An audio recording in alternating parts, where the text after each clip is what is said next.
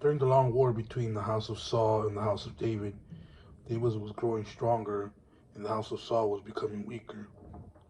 Sons were born to David in Hebron. His first son was Ammon by Ahinoam the Jezreelite. His second was Chileab by Abigail, the widow of Nabal the Carmelite. The third was Absalom, son of Maacah, the daughter of King Ptolemy of Geshur.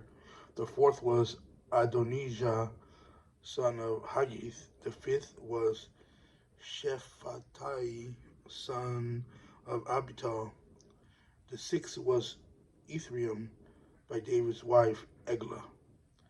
These were born to David in Hebron. During the war between the house of Saul and the house of David, Abner kept acquiring more power in the house of Saul. Now Saul had a concubine whose name was Rizpah, daughter of Ai, and Ishbosheth questioned Abner, "Why did you sleep with my father's concubine?" Abner was very angry about Ishbosheth's accusation. "Am I a dog's head who belongs to Judah?" he asked. "All this time I've been loyal to the family of your father Saul, to his brothers, and to his friends, and haven't betrayed you to David. But now you accuse me of wrongdoing with this woman. May God punish Abner and do severely if I don't do for David what the Lord swore to him, to transfer the kingdom from the house of Saul and establish the throne of David over Israel and Judah." From Dan to Beersheba, Ishbosheth did not dare respond to Abner because he was afraid of him. Abner sent messengers to as his representatives to say to David, "Whose land is it? Make your covenant with me, and you can be certain I am on your side to turn all Israel over to you." David replied, "Good, I will make a covenant with you. However, there's one thing I require of you. You will not see my face unless you first bring Saul's daughter, Michal, when you come see me." Then David sent messengers to say to Ishbosheth, son of Saul, "Give me back my wife, Michal. I was engaged to her for the price of 100 Philistine foreskins." So Ishbosheth sent someone to take her away from her husband, Paltiel, son of Laish. Her husband followed her, weeping, all the way to Bahurim. Abner said to him, "Go back." So he went back. Abner conferred with the elders of Israel. "In the past, you wanted David to be king over you. Now take action, because the Lord has spoken concerning David.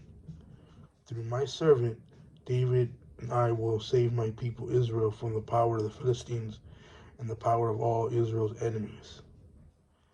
Abner also informed the Benjamites and went to Hebron to inform David about all that was agreed on by Israel and the whole house of Benjamin. When Abner and 20 men came to David at Hebron, David held a banquet for him and his men. Abner said to David, "Let me go, and I will gather all Israel to my lord the king. They will make a covenant with you, and you will reign over all you desire." So David dismissed Abner, and he went in peace. Just then David's soldiers and Joab returned from a raid and brought a large amount of plundered goods with them. Abner was not with David in Hebron because David had dismissed him, and he had gone in peace. When Joab and his whole army arrived, Joab was informed. Abner, son of Ner, came to see the king. The king dismissed him, and he went in peace. Joab went to the king and said, "What have you done? Look here, Abner came to you. Why do you dismiss him? Now he's getting away. You know that Abner, son of Ner, came to deceive you and to find out about your military activities and everything you're doing." Then Joab left David and sent messengers after Abner. They brought him back from the well of Sirah, but David was unaware of it. When Abner returned to Hebron, Joab pulled him aside to the middle of the city gates, as if to speak to him privately, and there Joab stabbed him in the stomach. So Abner died in revenge for the death of Asahel, Joab's brother. David heard about it and later said, I and my kingdom are forever innocent before the Lord concerning the blood of Abner, son of Ner.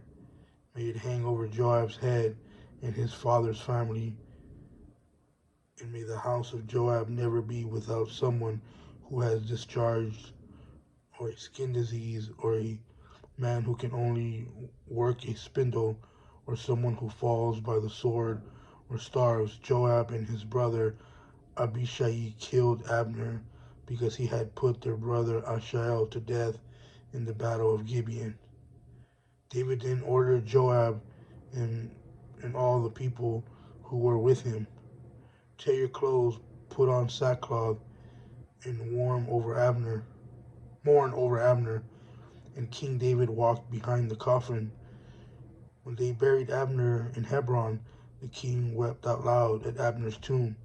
All the people wept, and the king sang a lament for Abner. Should Abner die as a fool dies? Your hands were not bound, your feet not placed in bronze shackles. You fell like one who falls victim to criminals. And all the people wept over him even more. Then they came to urge David to eat food while it was still day, but David took an oath. May God punish me and do severely if I tasted bread or anything else before sunset.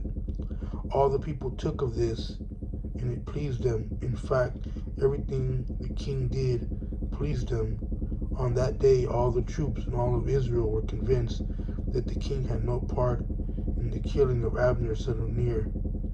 Then the king said to his soldiers, You must know that a great leader has fallen in Israel today. As for me, even though I am anointed king, I have little power today.